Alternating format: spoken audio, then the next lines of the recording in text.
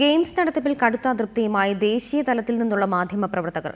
കേരളം പോലെ ഇത്രയും മോശമായി ഗെയിംസ് നടത്തിയ മറ്റൊരു സംസ്ഥാനവും കാണില്ലെന്ന് മാധ്യമപ്രവർത്തകർ പറയുന്നു. വൈഫൈ സംവിധാനം ഉൾപ്പെടെ മാധ്യമപ്രവർത്തകർക്ക് ആവശ്യം വേണ്ട ഒന്നും ഗെയിംസ് തുടങ്ങി 6 ദിവസം എത്തുമ്പോഴും ഏർപ്പെടുത്തിയിട്ടില്ല. ജോലി ചെയ്യാൻ വൻ പ്രതിസന്ധിയാണ് നേരിടുന്നതെന്നും മാധ്യമപ്രവർത്തകർ പറയുന്നു. വേഗത്തിൽ ജോലി ചെയ്യേണ്ട ദൃശ്യമാധ്യമ പ്രവർത്തകരെ മാത്രമല്ല, പത്രപ്രവർത്തകരെ വരെ ദേശീയ ഗെയിംസ് കുഴയ്ക്കുകയാണ്. ഒന്നും സമയത്ത് ചെയ്യാൻ കഴിയുന്നില്ല.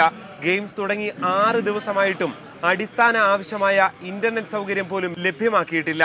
പരാതിപ്പെടുന്നത് ദേശീയ തലത്തിൽ നിന്നുള്ള മാധ്യമ പ്രതിനിധികൾ.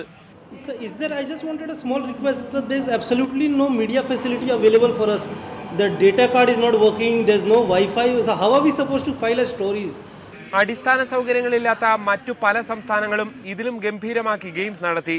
ഇന്റർനെറ്റ് വേണമെന്ന ആവശ്യത്തോട് കെട്ടിടത്തിന് മുകളിലെത്തിയാൽ റേഞ്ച് കിട്ടുമെന്ന മറുപടിയാണ് സംഘാടകരിൽ നിന്നും ലഭിക്കുന്നതെന്ന് ടൈംസ് ഓഫ് ഇന്ത്യയുടെ അസിസ്റ്റന്റ് എഡിറ്റർ ധനഞ്ജയ് റോയ് ജില്ലാ ഭരണകൂടത്തോട് പരാതിപ്പെട്ടു.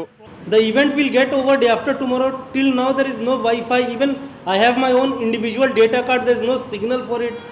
They are telling me to take it upstairs. Okay करके काट दिया. ഭക്ഷണം പോലും സമയത്ത് കിട്ടുന്നില്ലെന്നും പരാതിയുണ്ട്.